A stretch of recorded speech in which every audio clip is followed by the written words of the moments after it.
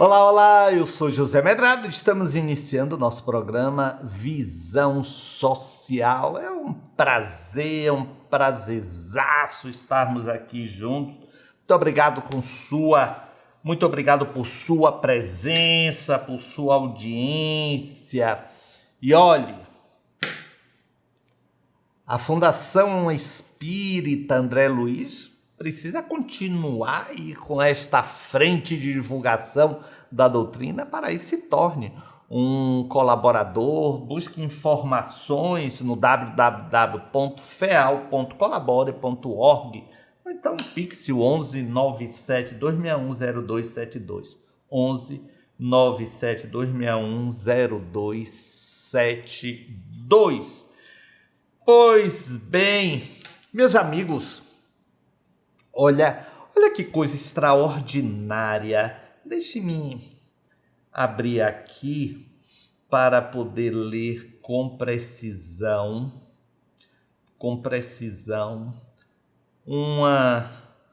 uma notícia que saiu. Vocês vão lembrar dessa música, né? Lembram?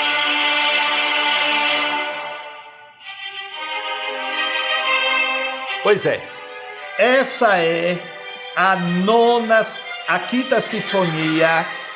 quinta sinfonia de Beethoven. E vocês sabem que a Universidade do Rio de Janeiro fez uma pesquisa fantástica. Olha, preste atenção. A quinta sinfonia de Beethoven destruiu células cancerígenas em testes de laboratórios. A pesquisa foi realizada pelo Programa de Oncobiologia da Universidade Federal do Rio de Janeiro. Como foi o experimento? Em teste de laboratório, as células tumorais foram expostas à Quinta Sinfonia de Beethoven. A exposição durou meia hora. Cerca de 20% das células cancerígenas morreram, enquanto as células saudáveis não foram alteradas. Olha que coisa espetacular. O que a pesquisa sugere? A música pode ser uma terapia não invasiva contra o câncer. Ritmo, frequência ou intensidade podem ser fatores-chave que explicam os efeitos da música sobre as células. A música pode ser usada para tratar, portanto, as tumorações. Os pesquisadores também testaram o efeito de outras composições musicais, como Atmosférias, de Georg Ligeti, samba e funk brasileiro. Gente, nós espíritas sabemos, até por conta da ciência, que tudo é energia. A música é vibração, é frequência vibratória. Tem, inclusive, pessoas biógrafas de Beethoven, que diz que quando ele ficou surdo, as composições que ele passava a fazer eram pela vibração da nota. Então ele encostava no piano a cabeça para sentir a vibração daquela nota. E a partir daí ele fazia a harmonia, fazia a crescente das músicas, das sinfonias dele. Né? Então é mais um reforço à compreensão de que vibração, frequência é tudo. Não é uma questão meramente interpretativa, religiosa, de fé. Não, é fato.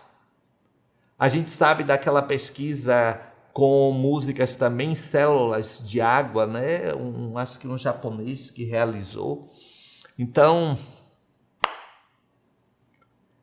é a compreensão de que tudo, como Einstein dizia, tudo é energia, tudo é energia. A matéria é uma energia condensada. Fantástico isso, né? Pois bem, muito bem. Vamos aqui às suas perguntas. Você que mandou pelo nosso WhatsApp 7199915167.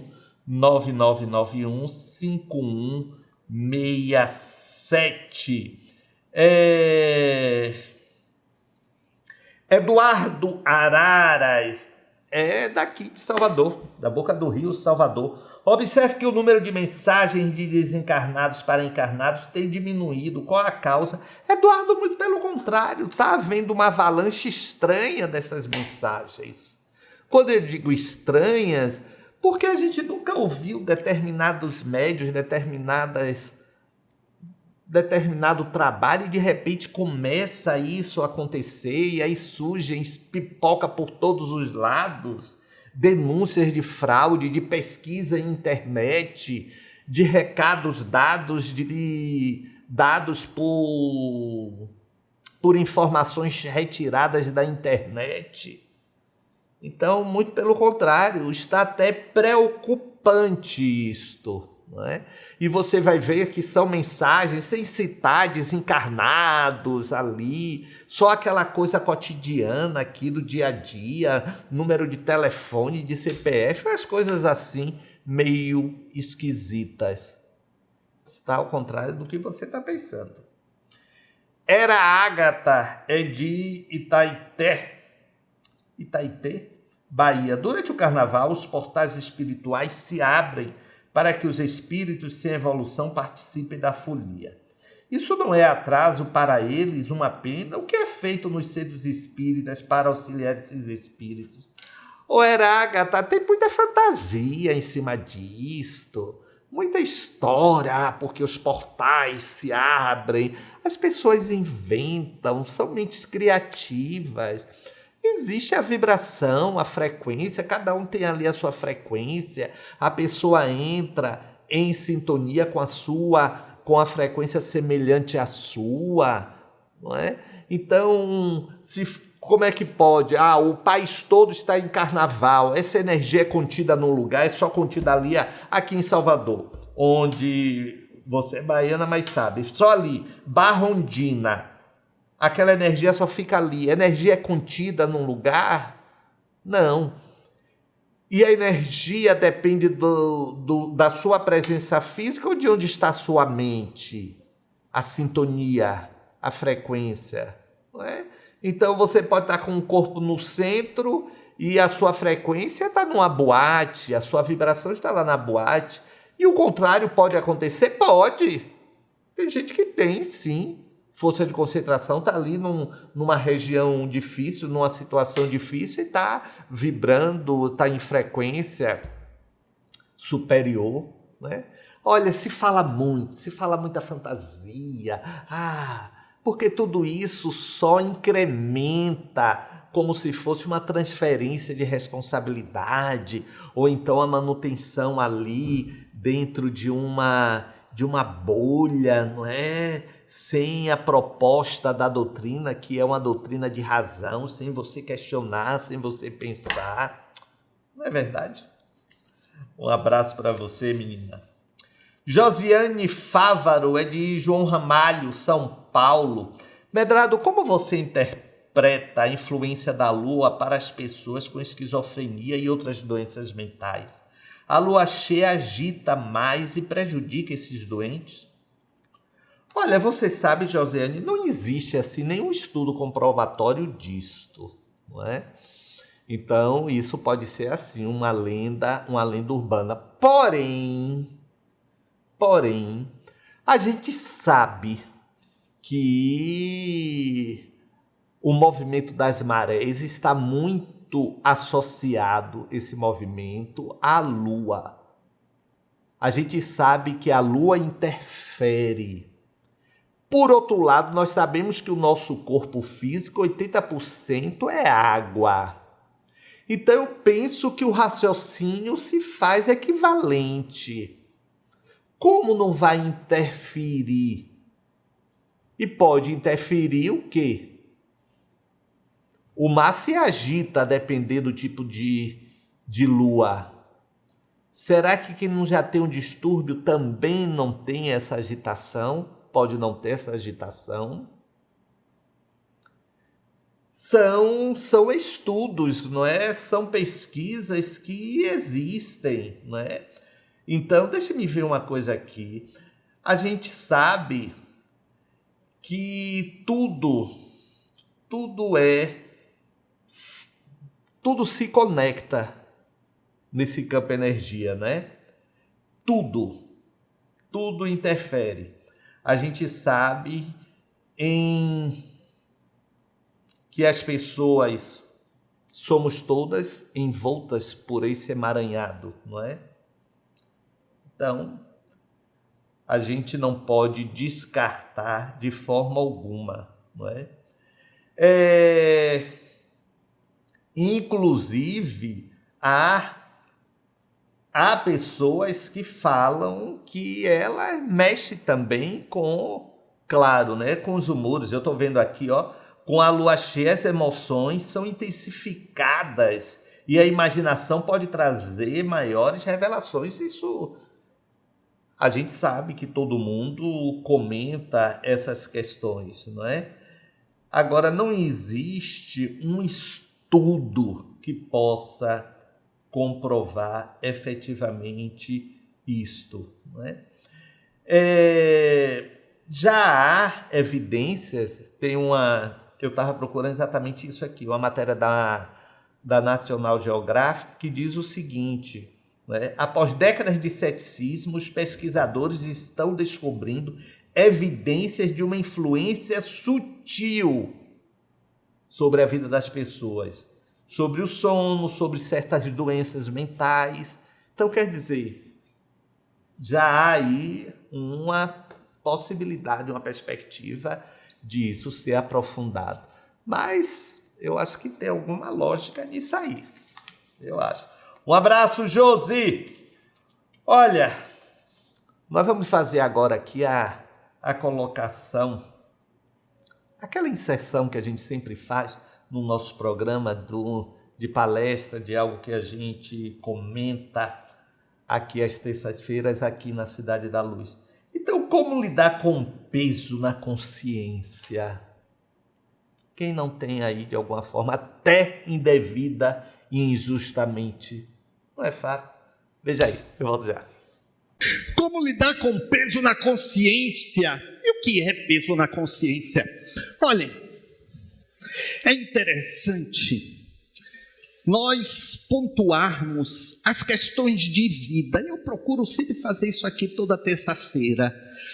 Vocês que vêm aqui regularmente, frequentemente, eu não tenho interesse de tornar ninguém espírita, nem crente em coisíssima nenhuma, mas em desatar nós, em tirar âncoras, em impulsionar voos de libertação. E para isto, precisamos entender esses intrincamentos dos nossos processos de vida. Porque quando Sócrates, replicando o que estava escrito no templo de Éfesos, homem, conhece-te a ti mesmo, isto até hoje ecoa como sendo um chamado ao equilíbrio, um chamado à paz. Nós fazemos uma confusão muito grande entre a harmonia necessária que buscamos e o ter paz. Nesses 47 anos de lida aqui, o que mais eu ouvi foi: eu quero ter paz. Eu não tenho paz.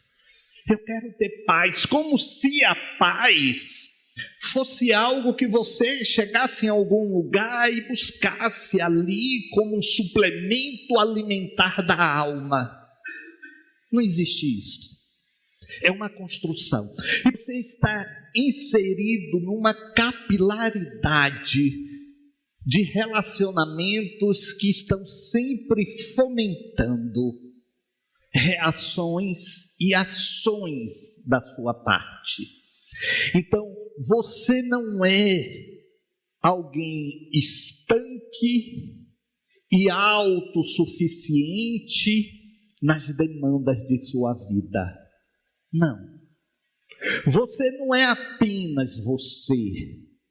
Ainda que seja importante você buscar saber quem é você. Mas você não é apenas você. Você é o resultado de todo este sistema.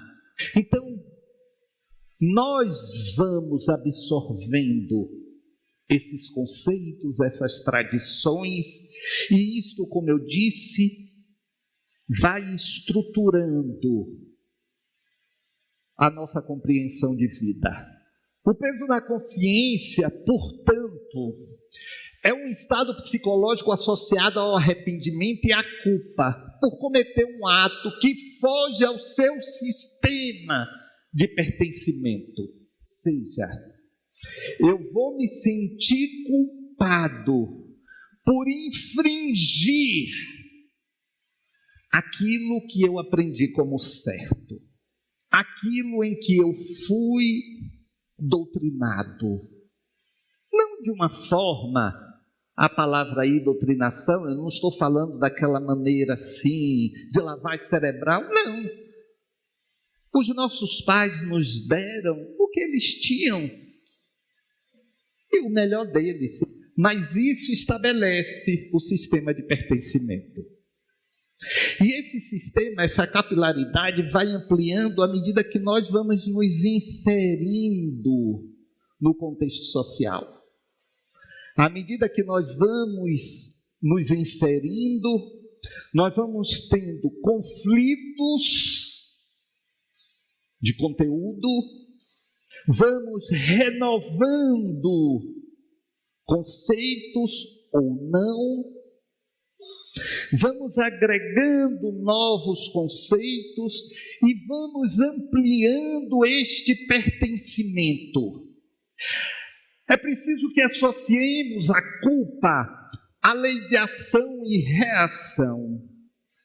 Há um livro de André Luiz que eu recomendo, Ação e Reação. Você vai, através de Chico Xavier, você vai entender com muita precisão o que é essa lei de ação e reação. Não é uma lei inventada, é com base na lei de Newton. Toda ação sucede uma reação em igual intensidade e em sentido contrário. Se vai, volta. Não é? Então preste atenção. Nós temos um fato. Nós cometemos um ato. Nós agimos. Esse fato gera uma expectativa de consequência.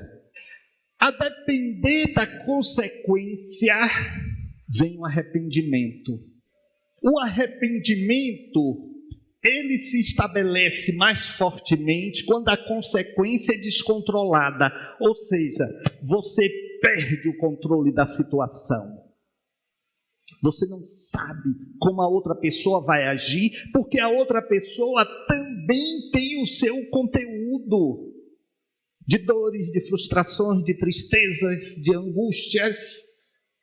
Por isso que nós não podemos fazer juízo de valor sobre comportamentos com base em nós mesmos como referência.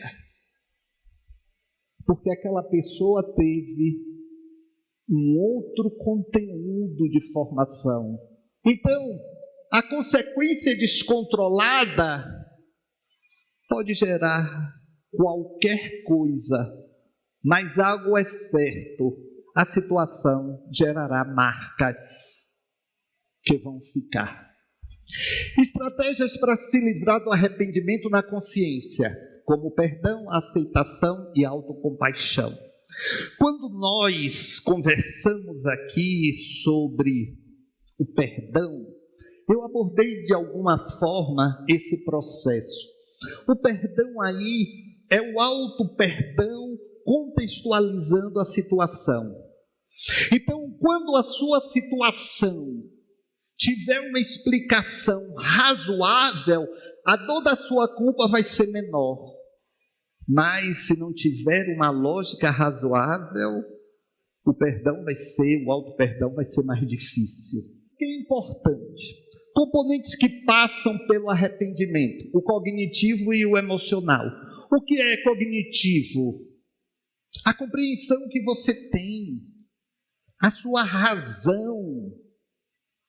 Você precisa se arrepender efetivamente com base na sua razão, na razão que você estabeleceu para entender que você fez errado. Mas não é um errado estabelecido dentro de um manual de onde você pertence. Não. Porque, por exemplo, minha mãe dizia para eu não chegar da rua e abrir a geladeira que eu iria estoporar. Então eu não vou fazer mais isto, ficar com medo de abrir a geladeira porque eu vou estoporar. Eu abro a geladeira que eu sei que eu não vou estoporar, mas sei que pode ter um choque térmico. Mas abro a geladeira. Então não quer dizer que o cognitivo não faça aquilo que eu disse há pouco, a revisão de comportamento, a revisão de estrutura de conceitos. E à luz dos processos reencarnatórios, meus amigos, se você não fez o que você censura, cuidado que você pode vir a fazer.